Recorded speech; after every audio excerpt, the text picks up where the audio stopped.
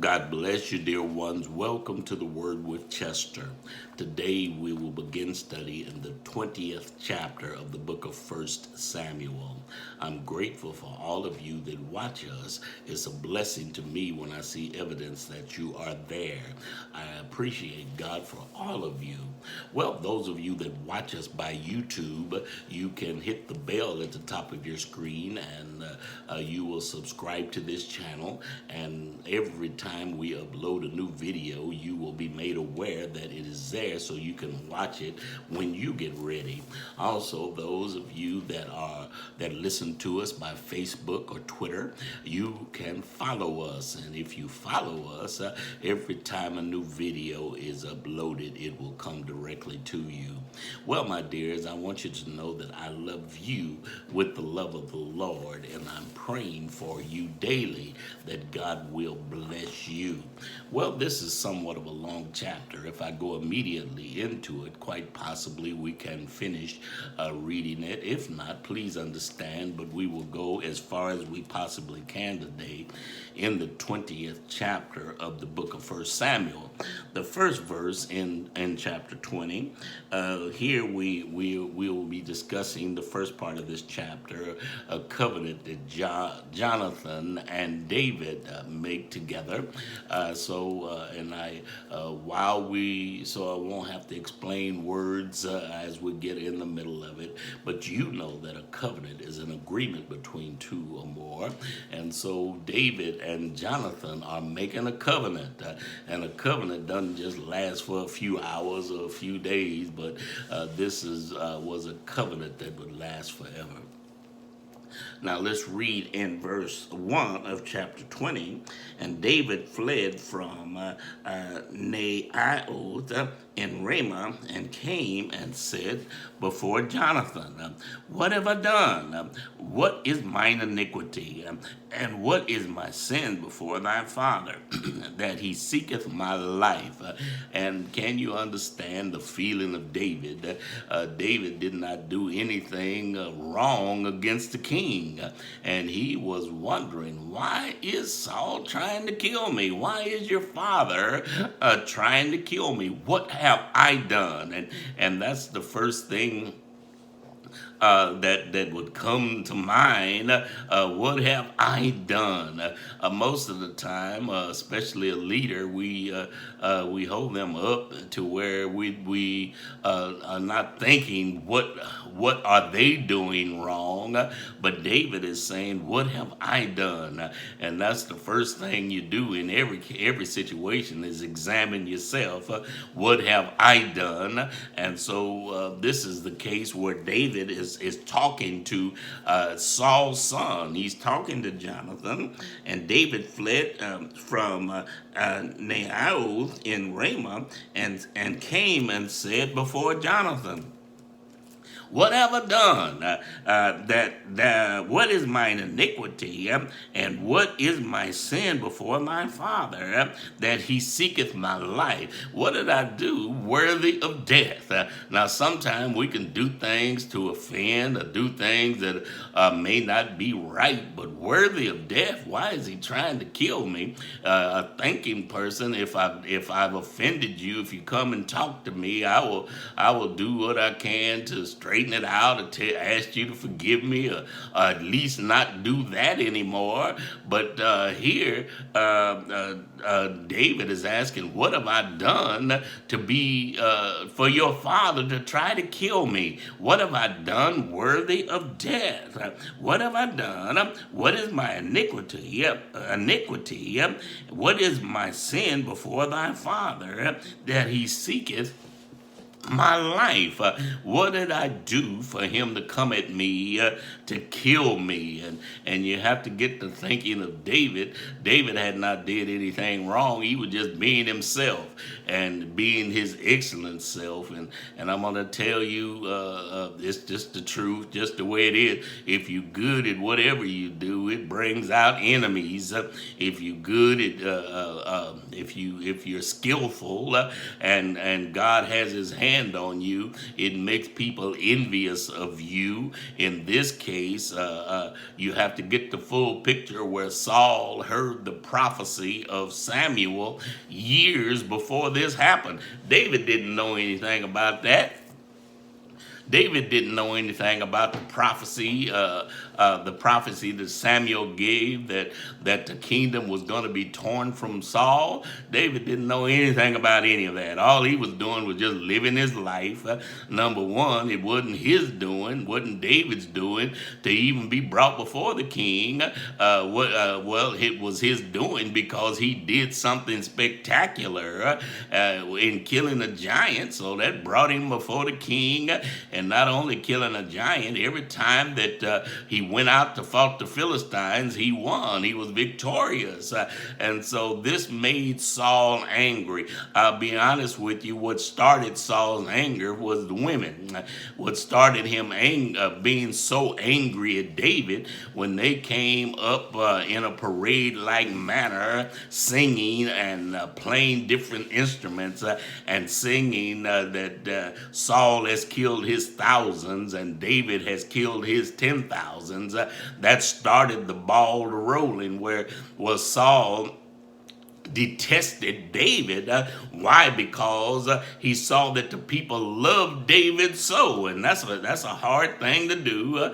And you got to get the picture. I've been on both sides of this, so I can say it plainly. It's a hard thing when you may be up and then somebody else is getting seem to be getting praise and getting glory. But you got to understand, as a leader, you got to understand that you're not the only one that does good things. And if someone else gets praised for that, you got to get the picture. You have to say, well, thank the Lord for them, especially if they're working under you, because if you're really a thinking person, if they're working under you, and they do something good, it's a good reflection on you.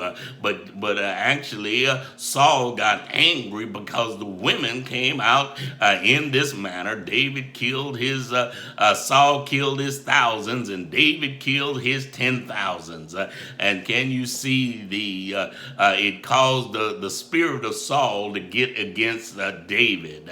And every time Saul did some manipulative things trying to kill David before this by sending him out after 100 foreskins of the Philistines and thinking that he would get killed, or sending him out to battle against the Philistines thinking that he would get killed.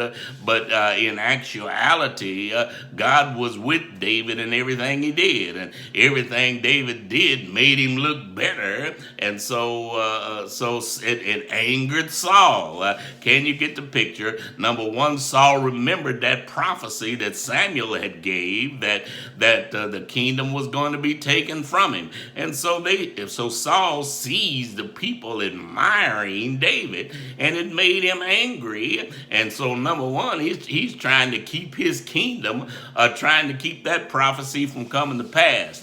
And I'm going to let you know this right now. If God says something is going to happen, it's going to happen regardless to what you do and how manipulative you are. And so everybody's not like me, but I want you to know you have to understand and accept the will of the Lord. If the Lord tells me that I'm gonna lift somebody else up and get the picture and pull you down, well, I'll just go ahead and sit down. Why? Because I am not gonna fight against the Lord. I'm not going to fight against God. Why would you do such a thing? And so get the picture. Saul angry at David, and he's trying to kill David. Number one, to protect his kingdom. He's trying to kill David because he did not want, and we're going to, as we read on later on in this particular chapter, we're going to find out that Saul did not want the kingdom taken from him.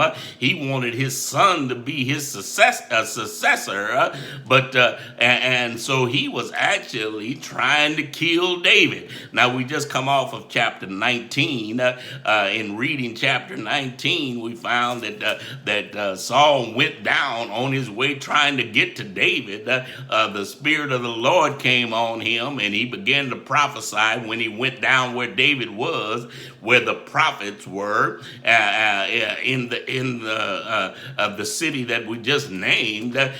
They were there. And the Spirit of the Lord came on everybody. David sent down. Saul sent down there. Everyone that Saul sent down there. He sent 3 groups of messengers there. All of them, the Spirit of the Lord came on them, and they began to prophesy. Saul went down himself, and the Spirit of the Lord came on him, and he began to prophesy. And don't fool yourself. It was the Spirit of the Lord came on Saul. But yet, when Saul left there, he went in the setting that we will read here in just a few minutes. We'll find that evil spirit did not come out of him. He yet wanted to kill David. Now, David asking the question, why does your father want to kill me? He's talking to Jonathan here now. Why does he seek my life? What have I done what iniquity have I done, or what sin have I done that your father wants to kill me? What have I did that bad that he wants to take my life? Now let's read in verse 2.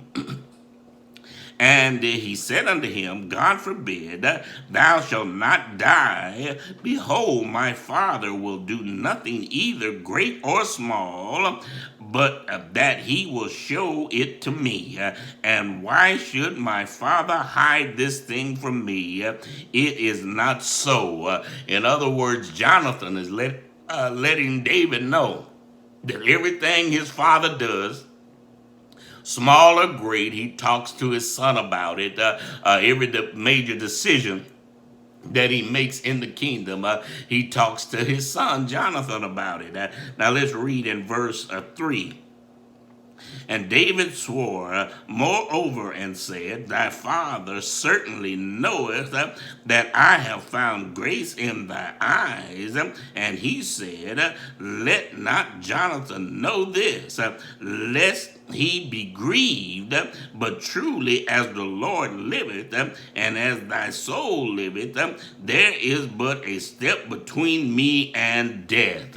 In other words, what is David? David swore to Jonathan. He swore moreover and said, thy father certainly knoweth that I have found grace in thine eyes. In other words, your father knows that you and I are friends. Your father knows that you and I are very, very close. Thy father certainly knoweth that I have found grace in thine eyes. And he saith, let not Jonathan know this. This is lest he be grieved, but truly as the Lord liveth, and as thy soul liveth, there is but a step between me and death. Can you get the picture of that verse? What David is actually saying? Saying to Jonathan, in other words, your father knows that we're friends, we're best friends, we're close. Your father knows this, and he could hold this from you and yet be trying to kill me because he don't want you to come and talk to me about it. And David just said it plainly. There's only one step between me and death, and that's a hard place to be when you know your life is in jeopardy, especially coming from someone at the top. You got to get the picture. If it's someone in the lower ranks, you could actually fight them or challenge them. But someone all the way at the top of the king, you cannot challenge. So David was in a predicament here, and he just said it out plain. There's only one step between me and death, and that's a hard feeling to feel right there. One step between him and death. Now let's read in verse 4. Then said Jonathan unto David, whatsoever thy soul desireth, I will even do it for thee.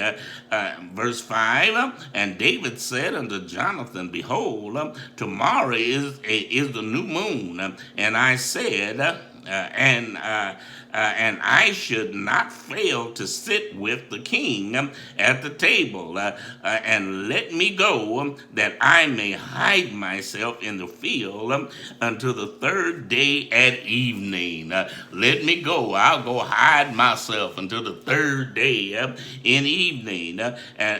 So can you get the picture? David and Jonathan, they're devising a plan here now. In verse 6, if thy father at all miss me, then say, David earnestly asked leave of me, that he might run to Bethlehem, his city, for there is a yearly sacrifice there for all the family. Verse 7, if he say thus, it is well, thy servant shall have peace. But if he be very angry, then be sure that evil is determined by him. Can you get the picture? They knew what could happen. Can you get the picture? So they devised this because they knew Saul wanted to kill David for a time now. Number one, he threw the javelin while he was playing the harp. Remember reading? He threatened David's life at that time, and David fled. And then again, he sent out messengers to kill him. After that, and then he sent out messengers to kill him down where the prophets were. He sent three bands of messengers down there to kill David, and then he went down himself. And the Spirit of the Lord came upon him, and he prophesied. And here now they knew that he was out to kill David. And so they devised this plan that at the time of the new moon, they had a feast there. And so we shall read on and see in verse 7. If he say thus, it is well, thy servant shall have peace. But if he be very angry, then be sure the evil is determined by him. If he get angry because I'm not there, well, in other words, he set me up to kill me again. If he gets angry, if he says, well, after you have told him that I went down to my brother's house, to my family's house, if everything is fine, it will be peaceable. But if he gets angry, we know that he has evil in his heart and determined to kill me. Now let's read in verse 8. Therefore, thou shalt deal kindly with thy servant, for thou hast brought thy servant into a covenant of the Lord with thee. Notwithstanding, if there be in me iniquity, slay me there thyself. For why shouldest thou bring me to thy father? Slay me. And now, let me read 8 again. It's important there. Therefore, thou shalt deal kindly with thy servant, for thou hast brought thy servant into a covenant of the Lord with thee. Notwithstanding, if there be in me iniquity, slay me thyself. For why shouldest thou bring me to thy father? In other words, you and I have made a covenant, Jonathan. David is talking to Jonathan. We have made a covenant. If there's any iniquity in me, you kill me. Kill me now. Go ahead and just take my life if there's any iniquity in me. Shall we read in verse 9? And Jonathan said, far be it from thee. For if I knew certainly that evil were determined by my Father to come to thee upon thee, and would not tell thee, far be it from me, in so many words, if I know that my Father is coming out to kill you and I don't tell you, far be that from me. In other words, I will tell you if my Father's coming out against you. Now, verse 10, then said David to Jonathan, so who shall tell me? And what if thy father answers thee roughly? Verse 11, and Jonathan said unto David, come and let us go out into the field. And they went out both of them into the field. And verse 12, and Jonathan said unto David, please excuse me. And Jonathan said unto David, O Lord God of Israel, when I have sounded my father about tomorrow any time, or the third day, and behold, if there be good toward David, and I then sin not unto thee, and show it to thee, the Lord do so, and much more to Jonathan. But if it pleases my father to do thee evil, if it pleases my father to do thee evil, then I will show it to thee, and send thee away, that thou mayest go in peace, and the Lord be with thee, and he have been with my father. Get the picture. If Saul has evil in his eyes, I'm going to show you. Now, shall I read 13 again? And the Lord do so as much more to Jonathan, but if it please my father to do thee evil, then I will show it to thee, and send thee away, that thou mayest go in peace, and the Lord be with thee, as he hath been with my father. Get the picture here, David and Jonathan conversing here now. Verse 14, and thou shalt not only, shall I read it again? And thou shalt not only while yet I live show me the kindness of the Lord, that I die not. Now, can you get this conversation here now? Let's continue reading in verse 14 and verse 15. But also thou shalt not cut off thy kindness from my house forever. Thou shalt not cut off thy kindness from my house forever. In other words, when I depart, and well, see, we got two things that could happen here now. Jonathan was actually heir to the throne. David talking to him, well, when I leave and when I depart and go in peace, always show kindness to my family. Now, I shall read that again. But also, thou shalt not cut off thy kindness from my house forever.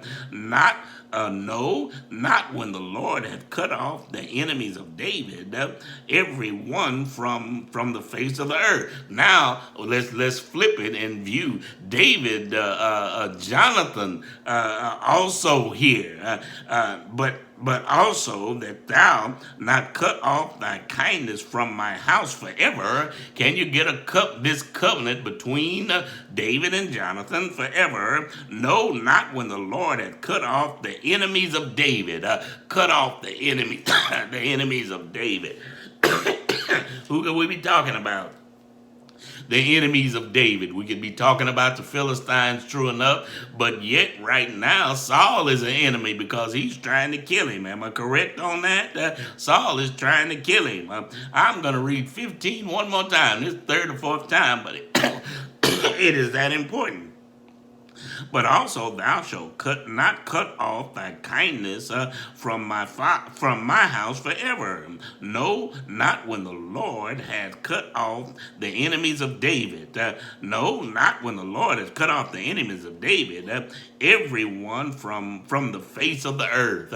He's talking about all of his enemies. Can you get the picture? They're making this covenant together. They're making this covenant that they were going to be kind to one another forever. And even their families, they would be always show kindness. And we're going to, as we read further in Scripture, we'll read about Mephibosheth, who was the son of Jonathan. So we'll read about that. And David honored this covenant here and honored this commitment. So let's read on in verse 16. So Jonathan made a covenant with the house of David, saying, let the Lord even require at the hand of David's enemy. Let's read on. And Jonathan caused David to swear again because he loved him, for he loved him as he loved his own soul. They were that close. He loved him like it was his own soul, like it was his self. In other words, he would give his own life for him. Why? Because they were that close. In verse 18, then Jonathan said to David, tomorrow is a new moon, and thou shalt not be missed, because thy seat will be empty. In verse 19, and when thou hast stayed 3 days, then thou shalt go down quickly and come to the place where thou didst hide thyself when the business was in hand, and shall remain by the stone Ezel. Can you get this picture? They're devising a plan how that Jonathan would warn Saul of the evil in would warn Jonathan would warn David rather because of the evil in Saul. In verse 20, and I will shoot 3 arrows on the side of it, as though I shot at a mark. Now, verse 21, and behold, I will send a lad, saying, go find the arrow, and if I expressly say unto the lad, behold, the arrows are on this side of thee, take them, and then come thou, for there is peace to thee, and no hurt, as the Lord liveth. In other words, he's letting them know, if I shoot a mark, I send the lad out there to get them, then you know there's going to be peace. Everything is all right. Now let's read 22. But if I say thus unto the young man, behold, the arrows are beyond thee, go thy way, for the Lord has sent thee away. Verse 23, and as touching the matter which thou and I have spoken of, behold, the Lord be between thee and me forever. Can you get this picture? They devised this plan. We're going to read more in our next lesson, but they devised this plan that if he shoots the arrow and he tells the lad to go get them and bring them back, well, then David would know that everything was all right. But if he shoots the arrows and tells the lad that they're too far out there, don't worry about them, because David was hit out there. You have to get that picture. If he tells them they're too far, don't worry about them, then David got the sign that Saul was angry, and that Saul was yet seeking to kill him. And so this is actually what happened. Get the picture. Now we're going to read on in our next lesson so you would get the fullness of what I'm saying today. We did not quite get through this chapter, so we'll read some more of it tomorrow. But I want you to know how important it is for you just to be right in your heart. Be right in your heart. David had done nothing to no one, but yet the king was angry enough to kill him. And David was wondering why. He even asked Jonathan, the son of the king, why is your father trying to kill me? I haven't did anything worthy of death. Why is he trying to kill me? In other words, if I've done some wrong, he's telling Jonathan, you kill me now. But what have I done? And that's a hard place to be in when you don't know what you're being attacked for. You don't know why somebody's trying to seek to kill you. That's a hard place to be in.